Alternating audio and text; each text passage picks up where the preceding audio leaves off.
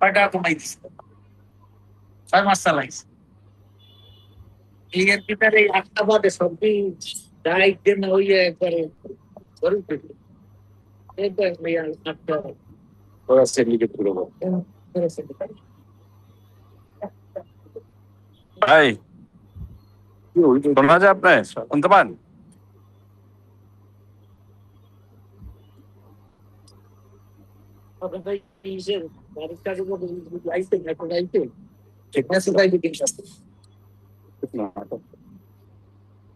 দিয়ে দেবে প্রসেসিং বিল দিতেছে তো আসা লাগে। হ্যাঁ তুমি চাইলে প্রিন্ট করে দিয়ে দিতে প্রসেসিং করবে। কালকে ওই আমরা ওই যে করবো তো ড্রাইভিং লাইসেন্সটা কনফার্ম করার সময় আমি বললি কি বললো যে এটা আসসালামু আলাইকুম স্যার।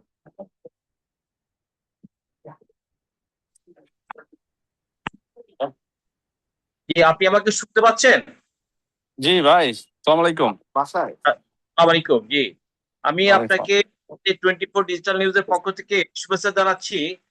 আমি একটু আজিজ ভাই, অধ্যাপক ডক্টর আজিজুর রহমান স্যারকে একটু কানেক্ট করে নিচ্ছি, নিয়ে আমি শুরু করবো। জি আচ্ছা স্যারকে পেয়েছি। ডক্টর আজিজুর রহমান স্যার শুনতে পাচ্ছেন আমাকে? শাশি ভাই ধন্যবাদ। হ্যাঁ, শুনতে পাচ্ছি আপনাকে। আচ্ছা, আপনাকে আমাদের 24 ডিজিটাল নিউজের পক্ষ থেকে সালাম শুভেচ্ছা জানাচ্ছি, এবং অনারেবল ডক্টর তনু ভাইকেও। আমি আপনাদের ডক্টর এস এম রহমান তনু। জি, ডক্টর এস এম রহমান তনু, মালয়েশিয়া বিএনপির সিনিয়র ভাইস প্রেসিডেন্ট এবং বিশিষ্ট রাজনীতিক, আপনাকে এবং অধ্যাপক স্বেচ্ছাসেবক দলের সভাপতি। জি, মালয়েশিয়া স্বেচ্ছাসেবক দলের সম্মানিত সভাপতি, বিশিষ্ট ছাত্র রাজনীতিক এবং সাবেক ছাত্রনেতা ডক্টর এস এম রহমান তনু, আপনাকে সালাম শুভেচ্ছা জানাচ্ছি আমাদের আয়োজনের পক্ষ থেকে, এবং অধ্যাপক ডক্টর আজিজুর রহমান স্যারকে। থ্যাংক ইউ, আমাকে আপনাদের এখানে দাওয়াত করার জন্য অনেক ধন্যবাদ। দর্শকবৃন্দ, আপনারা 24 ডিজিটাল নিউজের পক্ষ থেকে শুভেচ্ছা অভিনন্দন নিন। আমাদের আজকের আলোচ্য বিষয় মধ্যপ্রাচ্যে এখনো যুদ্ধ নিয়ে উত্তেজনা হচ্ছে। গতকাল নেতানিয়াহু ট্রাম্পের মধ্যে টেলিআলাপে প্রচন্ড বার্গেনিং হয়েছে, নেতানিয়াহু হয়েছেন, নেতানিয়াহু টিম উত্তেজিত হয়েছে, এবং তারা আমেরিকাকে চাপ দিচ্ছে যুদ্ধ ইমিডিয়েটলি যুদ্ধ করবার জন্য। কিন্তু আমেরিকার যে অভিজ্ঞতা হয়েছে, সেই অভিজ্ঞতার আলোকে অধ্যাপক doctor Azizur Rahman sir, America immediately যুদ্ধ যেতে চাচ্ছে না, নেতানিয়াহু যুদ্ধ তাকে প্রেসার দিচ্ছে।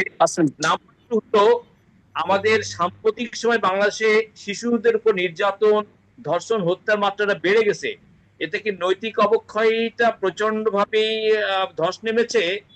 পাশাপাশি পশ্চিমবঙ্গে এই কোরবানি নিয়ে চরম একটা উত্তেজনা বিরাজ করছে, সেখানে হিন্দু কমিটির লোকজন প্রচন্ড বিক্ষোভে নেমেছেন। এই তিনটা বিষয় নিয়ে আজকে আমাদের আলোচ্য বিষয়। অধ্যাপক ডক্টর আজিজুর রহমান স্যার, মধ্যপ্রাচ্যে এই ইসরায়েলের যে প্রেশারটা, ট্রাম্প প্রশাসন সেটা এখন ইমিডিয়েটলি যুদ্ধ করতে চাচ্ছে না, কারণ মধ্যপ্রাচ্যে তাদের যে সামরিক এবং তেলে যে বিশেষ করে পেট্রো ডলার যে বাণিজ্য প্রচন্ড ক্ষতিগ্রস্ত হয়েছে। আমেরিকা কি এই অভিজ্ঞতার জায়গা থেকে নতুন করে যুদ্ধ যেতে চাচ্ছেন অধ্যাপক ডক্টর আজিজুর রহমান স্যার? পাশাপাশি ধন্যবাদ শাশি ভাই। ধন্যবাদ উপস্থিত ডক্টর এস এম রহমান ভাইকে এবং আরো যারা আছেন। তো হ্যাঁ, আজকের যে বিষয়টা সাম্প্রতিক এবং এটা আসলে কন্টিনিউ চলমান একটা বিষয়। আমরা দেখেছি যে মিডল ইস্টে আমেরিকা যে যুদ্ধটাতে এনগেজড হয়েছিল ইসরায়েলের ইন্সপায়ারেশনে, এবং এটা আসলে ট্রাম্পের যে জামাতে আছে কুশনার মূলত আসলে ইসরায়েলি লবি হিসাবে কাজ করে ট্রাম্প প্রশাসনকে। সেই ক্ষেত্রে তার একটা ভূমিকা ছিল এই যুদ্ধে, কিন্তু এখানে আসলে মার্কিন সিআইএ কে মিসগাইড করা হয়েছিল ইরান সম্পর্কে, ইরানের পাওয়ার সম্পর্কে, যার কারণে এই যুদ্ধে 1 মাস পরে আমেরিকা আসলে রিয়েলাইজ করছে যে তাদের কতটুকু লস হয়েছে। আমরা ইতিমধ্যে কংগ্রেসে তাদের যে স্টেটমেন্টটা পেন্টাগনের, সেখানে দেখেছি 42 মতো মিলিটারি হার্ডওয়্যার তারা এখানে লস করেছে, এবং তার মূল্য বলা যায় $1 ট্রিলিয়ন কাছাকাছি। তো এই যে হিউজ লস, এছাড়াও ইরান যুদ্ধে আসলে এই লসের পরেও যে সাকসেস, মানে তাদের যে লক্ষ্যটা, সেই লক্ষ্যটাকে কিন্তু এখানে তারা ফুলফিল করতে পারেনি, অর্থাৎ ফেলিওর অফ দেয়ার অবজেক্টিভ। তো এই ক্ষেত্রে যে জিনিসটা হয়েছে যে ইরানের সক্ষমতার কাছে আমেরিকা আলটিমেটলি পরাজিত হয়েছে। এবং আমরা দেখেছি যে মিডল ইস্টে বিশেষ করে আরব আমিরাত, সৌদি আরব, কাতার, জর্ডান, বাহরাইন, কুয়েত, এই যে দেশগুলা এতদিন পর্যন্ত আমেরিকাকে তারা তাদের সিকিউরিটি গ্যারান্টর হিসাবে দেখে এসেছে, কিন্তু এই যুদ্ধের ফলশ্রুতিতে কিন্তু দেখেছি যে প্রত্যেকটা দেশ কিন্তু ইরানের আক্রমণে তারা ক্ষতিগ্রস্ত হয়েছে, এবং আমেরিকান যে এয়ার ডিফেন্স সিস্টেমগুলা পুরোপুরি ব্যর্থ হয়েছে ইরানের আক্রমণগুলা সামাল দিতে। তো সেই ক্ষেত্রে তারা তাদের যে ডক্ট্রিন ছিল, যে ন্যারেটিভ ছিল, ন্যারেটিভটা কিন্তু শিফট হয়েছে। অর্থাৎ তারা বর্তমান সময়ে চিন্তা করতেছে তাদের নিজেদের একটা সেলফ ডিফেন্স সিস্টেম। আমরা দেখেছি ইতোমধ্যে সৌদি আরবের সঙ্গে পাকিস্তানের কিন্তু একটা চুক্তি হয়েছে। এই চুক্তির আওতায় কিন্তু এক স্কোয়াড্রন কিন্তু বিমান সেখানে মোতায়েন করেছে এবং 8,000 সৈন্য, এবং এইটাকে 80,000 পর্যন্ত ওঠানোর কিন্তু একটা প্রপোজাল আছে। কাতার এবং তুরস্ক কিন্তু ইতিমধ্যে এই আমব্রেলার মধ্যে, সিকিউরিটি আমব্রেলায় কিন্তু জয়েন করার তাদের অভিপ্রায় ব্যক্ত করেছে। তো এটা মিডল ইস্টে আমেরিকার যে আসলে যে ডক্ট্রিন, যে ফিলোসফি, সেটা কিন্তু পুরোপুরি ব্যর্থ হয়েছে। আমরা জানি যে মিডল ইস্টে এর আগে বুশ প্রশাসনের সময়ে বুশ ডক্ট্রিন নামে একটা ডক্ট্রিন কিন্তু তারা ইমপ্লিমেন্ট করার চেষ্টা করেছিল। তো সেই ডক্ট্রিন কিন্তু আলটিমেটলি সাকসেস করতে পারেনি, এটা কিন্তু তাদের একটা গ্যাপ আমরা খেয়াল করেছি। তো আলটিমেটলি এখন পৃথিবীর যে balance of power, world order system, এই ওয়ার্ল্ড অর্ডার সিস্টেমে কিন্তু ডিভাইডেড। আমরা দেখেছি যে চীন, রাশিয়া তাদের একটা ফিলোসফি ডেভেলপ করেছে, এবং ডলারাইজেশন যে কনসেপ্টটা, এই কনসেপ্টে কিন্তু তারা আমেরিকার ডলারে পেট্রো ডলারটা চেঞ্জ করে এখানে তাদের নিজস্ব মুদ্রায় কিন্তু তারা বিশেষ করে ট্রানজাকশনটা করতে চাচ্ছে। তো এই যে সিচুয়েশনে আমেরিকা কিন্তু আলটিমেটলি একটা প্রবলেমের মধ্যে আছে। তার যে সুপার পাওয়ার স্ট্যাটাস, এটা ডিক্লাইনিং পজিশনে আছে।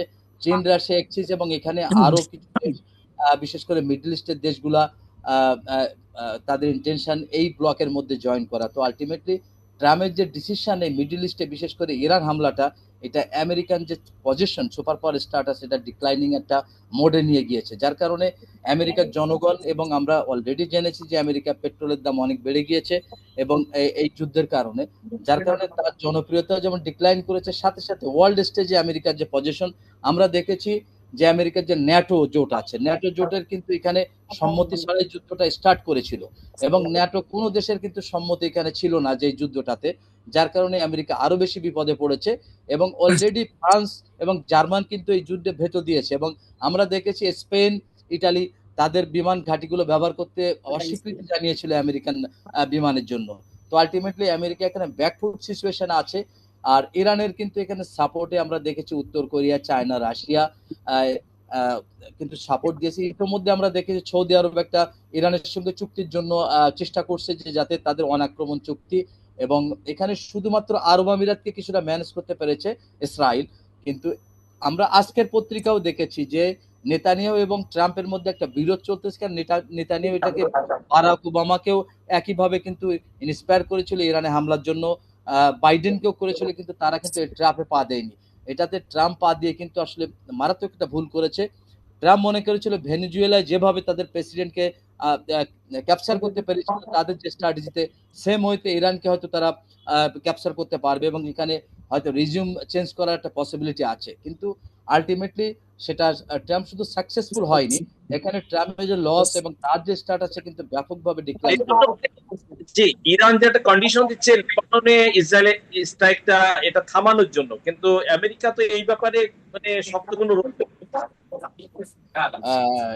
এখানে আসলে উভয় পক্ষের একটা এগ্রিমেন্টে পাকিস্তানের মধ্যে তো তার চেষ্টা চলতেছে, কিন্তু এখানে কিছু বিষয়, যেমন আমেরিকায় একটা টপ প্রায়োরিটি হচ্ছে যে ইরানকে তার নিউক্লিয়ার ওয়েপনটা ত্যাগ করতে হবে, অর্থাৎ সে এনসিটিপি স্বাক্ষর করতে হবে, এবং এখানে ইরান কখনোই নিউক্লিয়ার ওয়েপন তারা রিসিভ করতে পারবে না। কিন্তু ইরানের শর্ত হলো যে যদি ইসরায়েলের কাছে নিউক্লিয়ার ওয়েপন থাকে, তাহলে মিডল ইস্টে ইরানের কাছে নিউক্লিয়ার ওয়েপন থাকতে হবে। তো এই জায়গাটাতে নেগোসিয়েশন একটা ঘাটতি আছে দুইটা দেশের মধ্যে।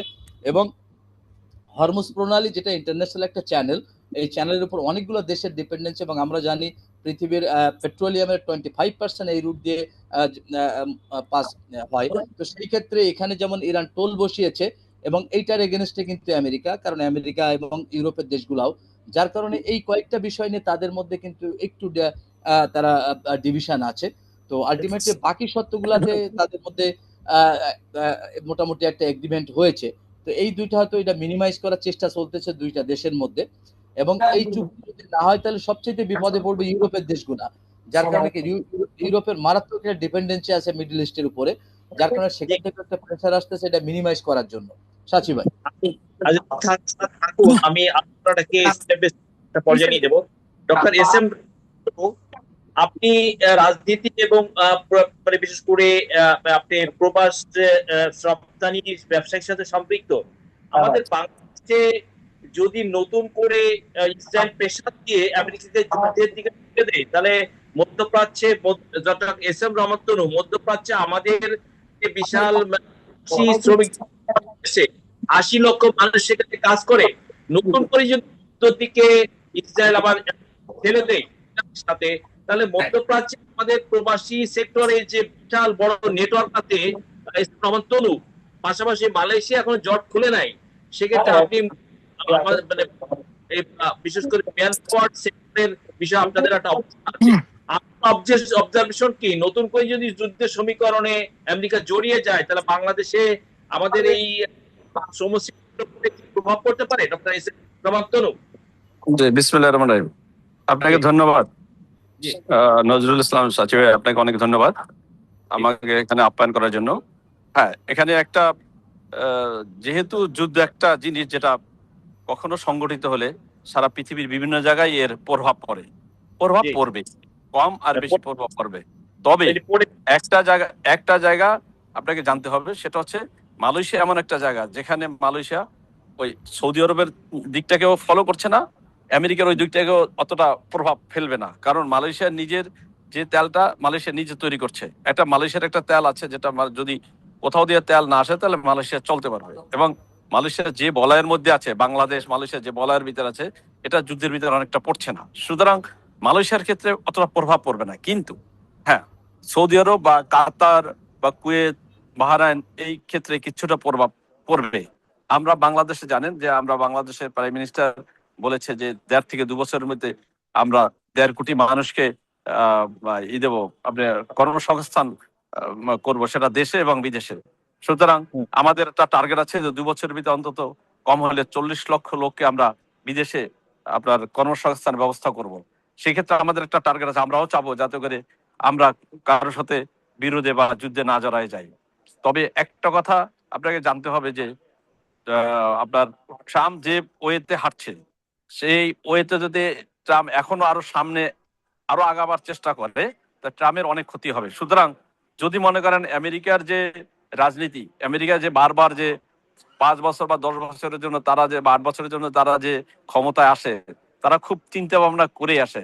এমন একটা দেশ যেটা পৃথিবীকে এখন হ্যান্ডেল করতেছে, এমন দেশ অবশ্যই কোনো ভুল করবে না। আমরা মনে করি না যে ইসরায়েলকে খুশি করার জন্য তারা আপাতত ভুল করবে। আমরা দেখছি এখন যে ইসরায়েলকে অনেকটা সে পাশ কাটিয়ে যাওয়ার চেষ্টা করতেছে, ট্রাম্প পাশ কাটিয়ে যাচ্ছে। সুতরাং আমরা মনে করতেছি যে রাশিয়াকে আর চীনকে এবং এমনকি উত্তর কোরিয়াকে তারা এই যুদ্ধের বলয়ের ভিতরে আনবে না। যদি না আনে, সুতরাং যুদ্ধটা সামনে আগাবে না। যদি কোনো কারণে যুদ্ধটা আগায়, তাহলে বুঝতে হবে যে একমাত্র যে ইরানই এই যুদ্ধে তাদেরকে পরাজিত করার জন্য যুদ্ধে আগাবে। যখন ইরান এখন বুঝতেছে যে রাশিয়া হেল্প করতে চাচ্ছে, আবার চীন হেল্প করতে যাচ্ছে, উত্তর কোরিয়া হেল্প করবে, তারা অলরেডি আলটিমেট দিয়ে রাখছে ট্রাম্পকে। কারণ সেটা তার প্রমাণ হচ্ছে ট্রাম্প যখন চীনে গেল, চীনে যাওয়ার পর ট্রাম্পকে তারা স্বাগত জানিয়েছে। Very good. কারণ ট্রাম্প যেহেতু আমেরিকা এমন একটা জিনিস, সেখানে চীন চেয়েছে তাদের কাছ থেকে 200 মতো মনে করেন আপনার আপনার বোয়িং তারা খরিদ করবে, এই জন্য তারা আসা।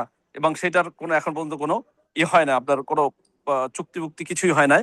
তবে সুতরাং তাকে শুধুমাত্র লাইনে রাখছে, ট্রাম্পকে শুধু লাইনে রেখে এখানে তার 4 দিন পরে যেহেতু আপনার রাশিয়ার প্রেসিডেন্ট ভ্লাদিমির পুতিন এসে সে যে পরিমাণে আপনার চুক্তি এবং তাকে যেভাবে সম্বোধন করা হয়েছে, যেভাবে সম্মান দেওয়া হয়েছে, সেক্ষেত্রে বোঝা যাচ্ছে যে চীন ওই আমেরিকাকে প্রত্যাখ্যান করবে পরিপূর্ণভাবে এবং রাশিয়াকে সে পাশে পাচ্ছে।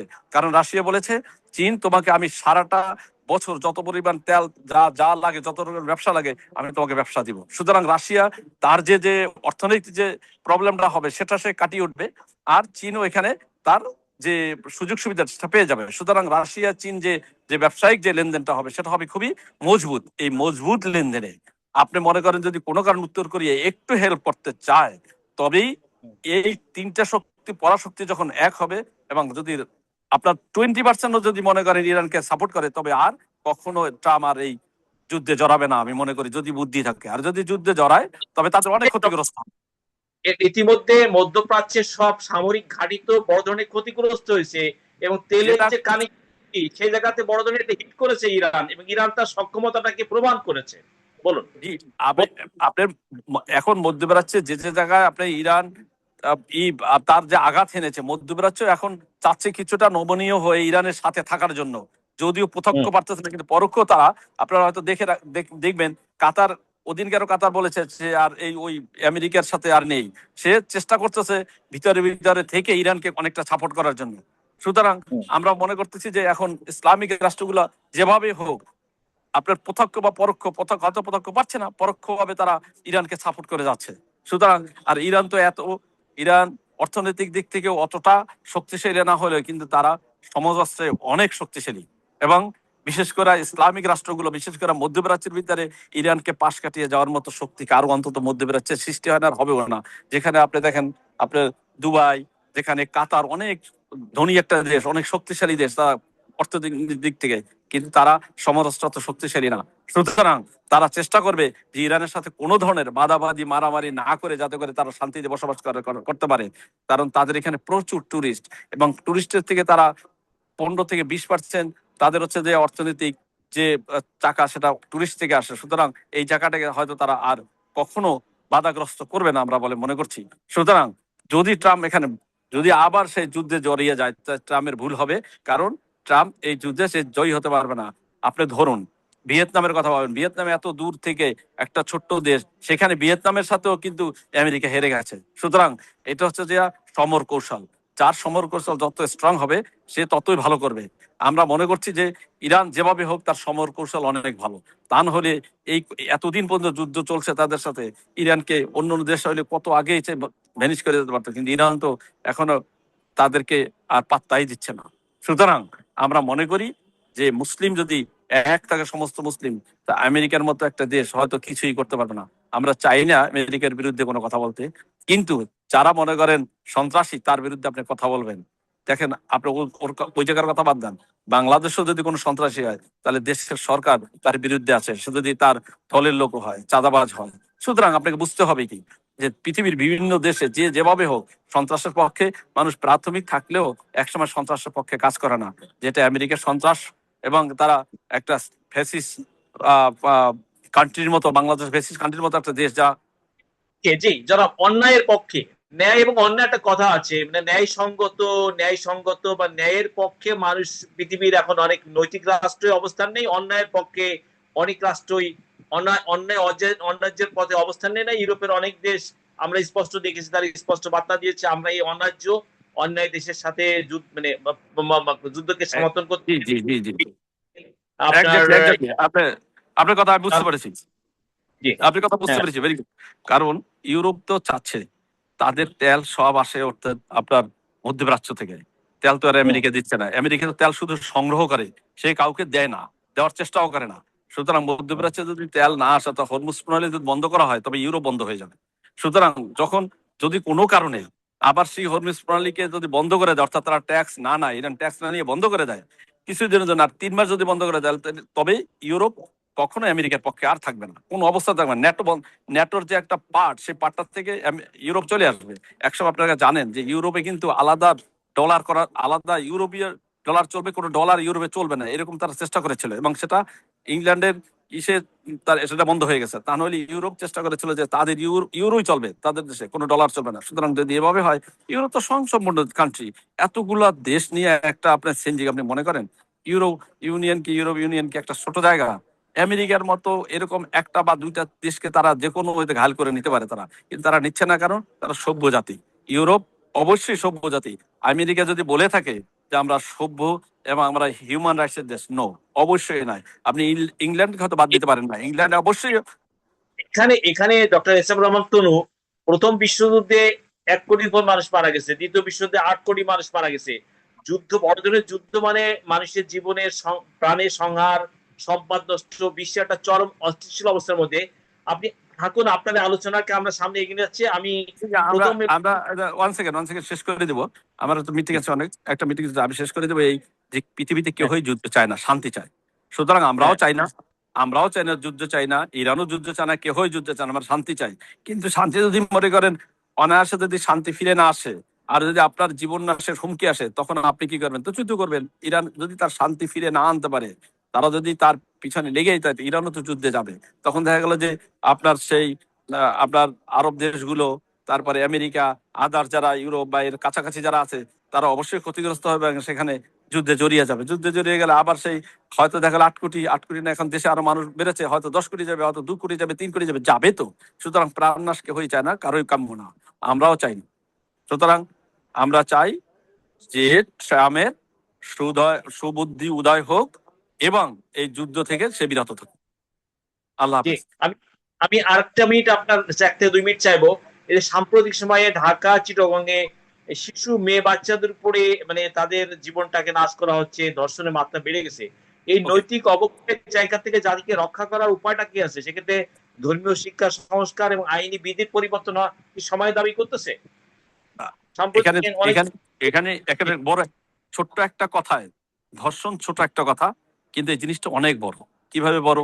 আপনি বর্তমানে যা ধর্ষণ বা যেভাবে যা হচ্ছে, যেটা হত্যা করা, দর্শন ইপটিজিম বলেন আর ধর্ষণ বলেন, হত্যাকাণ্ড বলেন, যেটা বর্তমানে এই 3 মাসে যেটা হয়েছে, গত যে 1.5 বছরে হয়েছিল 17 মাসে, তার চেয়ে অনেক অংশ কম, 50%-এরও চেয়ে কম হচ্ছে।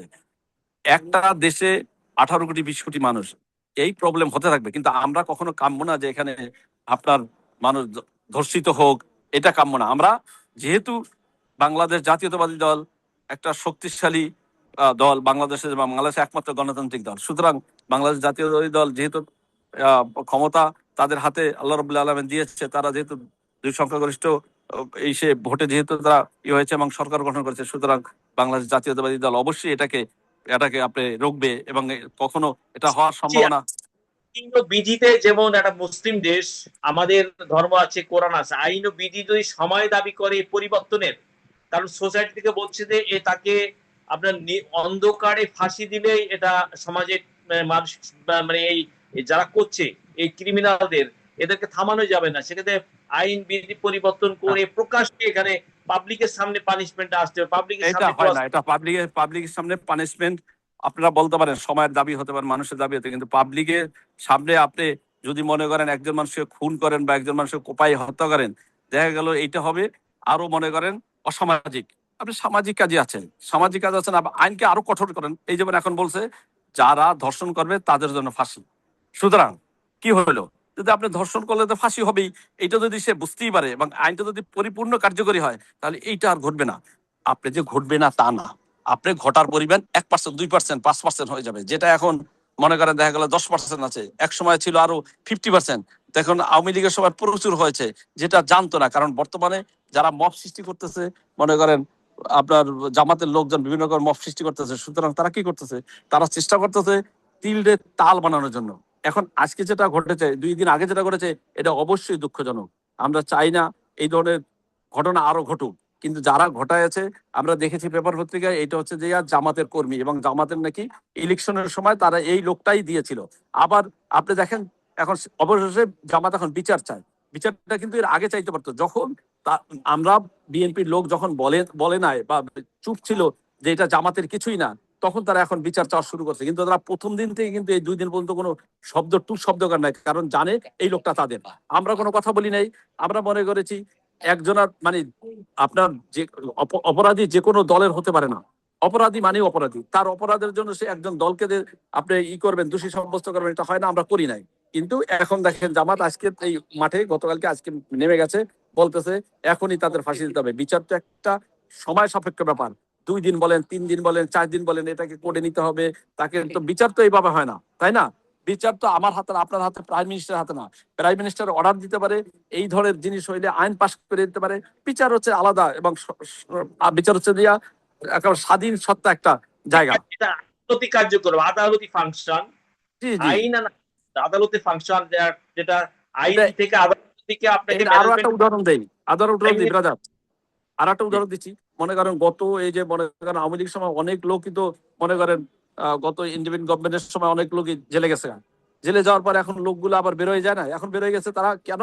কারণ আমরা বাংলাদেশ জাতীয়তাবাদী দল এই আপনার বিচার কার্যটাকে সম্পূর্ণ স্বাধীন আলাদা করে দিছে।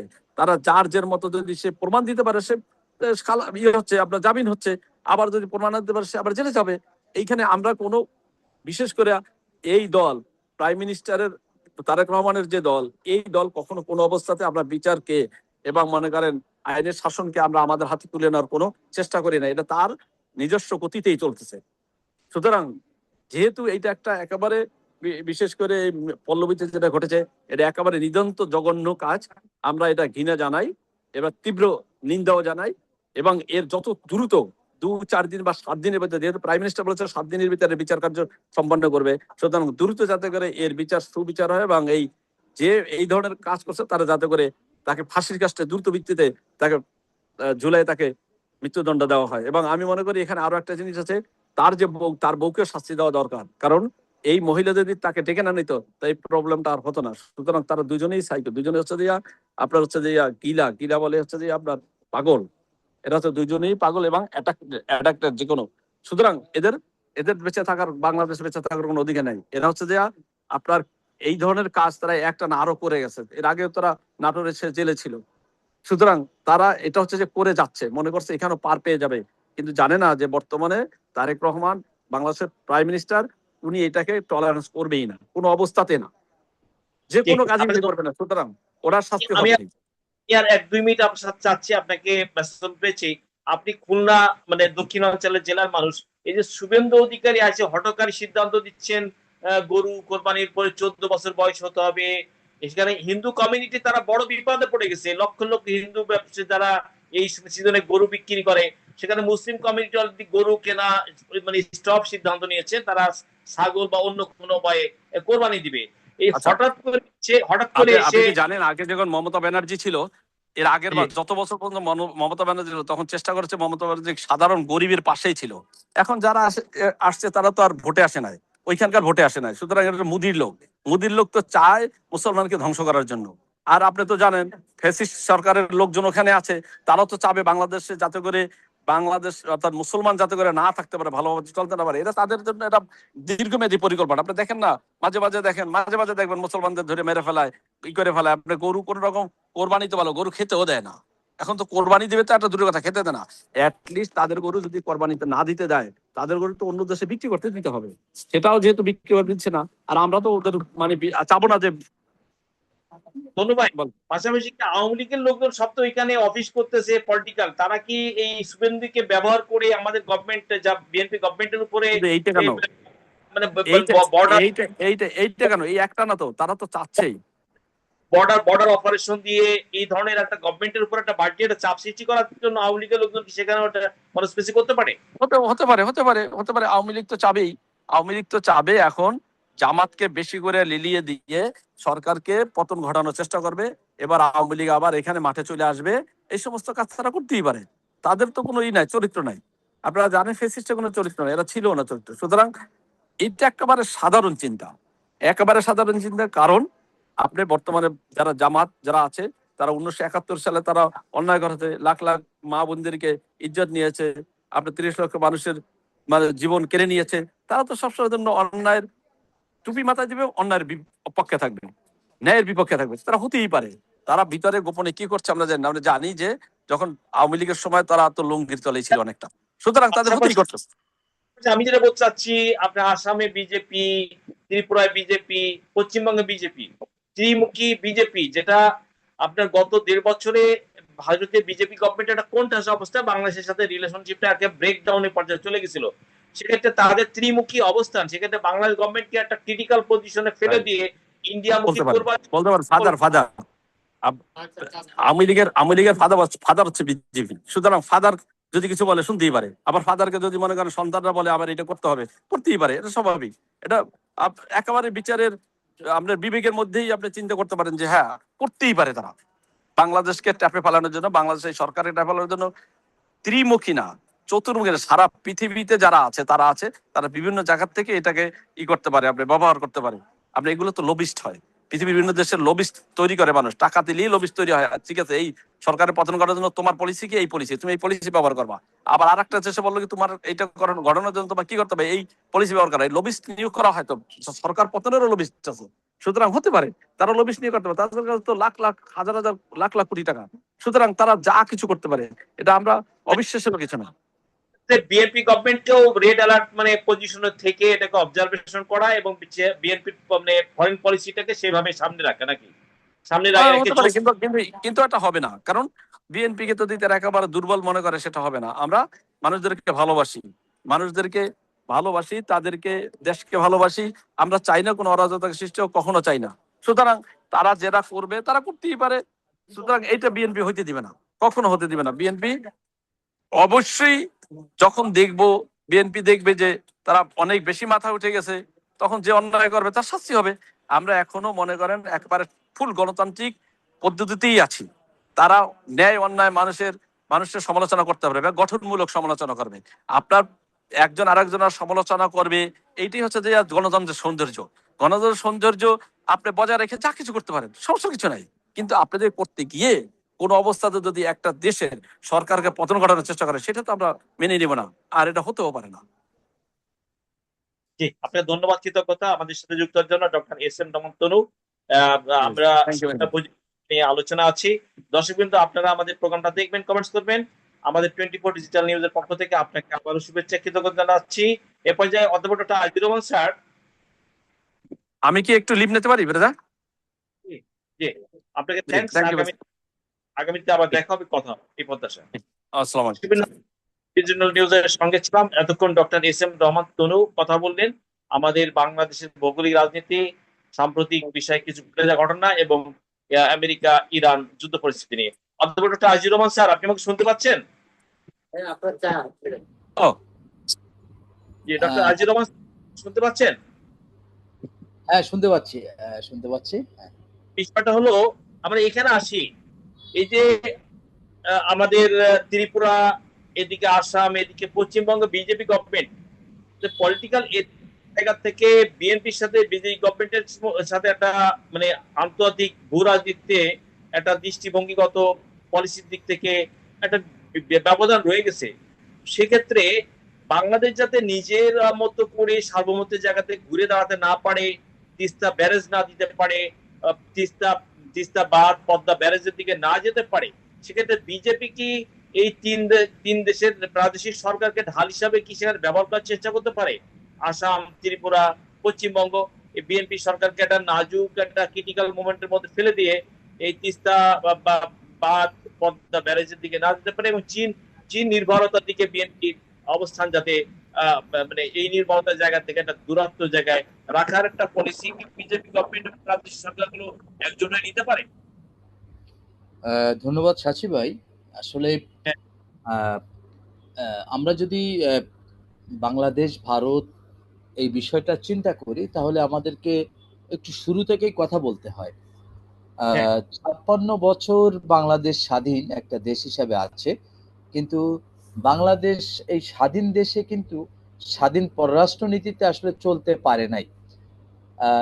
আমরা প্রয়াত রাষ্ট্রপতি জিয়াউর রহমানের সময়ে কিছুটা চেষ্টা শুরু হয়েছিল যে একটু স্বাধীন একটা পররাষ্ট্রনীতি সাজিয়ে বাংলাদেশের উন্নয়নে, কিন্তু দুর্ভাগ্যের বিষয় যে প্রয়াত রাষ্ট্রপতি জিয়াউর রহমানকে সেই রাজ্যে জিয়াউর রহমান বঙ্গবন্ধু এই যে আমাদের বাংলাদেশ যখন নিজস্ব ইন্ডিপেন্ডেন্ট অবস্থার দিকে যাওয়ার একটা প্রক্রিয়ার দিকে যায়, তখন সেই জায়গাতে আমাদের পলিটিক্যাল কিলিং করে আমাদের বাংলাদেশ ইনস্টেবল অবস্থার মধ্যে ঠেলে দেওয়া হয়েছে। কি বলেন? হ্যাঁ, সেটাই। হ্যাঁ, বঙ্গবন্ধুকেও বলতে হবে যে দুইজনকেই। বঙ্গবন্ধু স্বাধীন পররাষ্ট্র নীতিতেই উনি চিন্তা করেছিলেন, কিন্তু আলটিমেটলি উনিও কিলিং এর শিকার হয়েছিলেন। প্রয়াত রাষ্ট্রপতি জিয়াউর রহমানও একইভাবে কিলিং এর শিকার হয়েছিলেন। অর্থাৎ এখানে একটা জিনিস কিন্তু খুবই সত্য, বা যে জিনিসটা আমরা দেখি যে বাংলাদেশে পরবর্তীতেও খালেদা জিয়ার সময় আমরা দেখেছি প্রয়াত প্রধানমন্ত্রী খালেদা জিয়া উনিও স্বাধীন পররাষ্ট্রনীতির পক্ষে হেঁটেছিলেন, কিন্তু সমস্যা যেটা হয়েছিল ভারতের সঙ্গে সমস্যা ঝামেলা, কিন্তু আলটিমেটলি সেটাও কিন্তু উনি সাস্টেন করতে পারেননি। আমরা জানি, আমরা লাস্ট যেটা বলি যে ১/১১ সরকার প্রতিষ্ঠা হয়েছিল খালেদা জিয়ার সরকারের পরবর্তীতে, এবং সেই সরকারের মাধ্যমে কিন্তু আওয়ামী লীগ সরকার ক্ষমতায় এসেছে। আওয়ামী লীগ ক্ষমতায় এসে আমরা জানি পিলখানা ট্র্যাজেডি যে স্টার্ট হয়েছিল, সেখানে আমাদের ৫৭ জন কিন্তু দেশপ্রেমিক আর্মি অফিসারকে হত্যা করা হয়েছিল, এবং যেটা স্বাধীনতা যুদ্ধেও এত আর্মি অফিসার মারা যায়নি। এবং পরবর্তীতে আমরা হেফাজতের ঘটনা দেখেছি, এবং বিভিন্ন সময় গুমের ঘটনা যেগুলো প্রকাশ পেয়েছে বিভিন্ন সরকারের আমলে দেখেছি আমরা। তো এগুলার সবগুলো মূল মন্ত্র ছিল কিন্তু ইন্ডিয়া।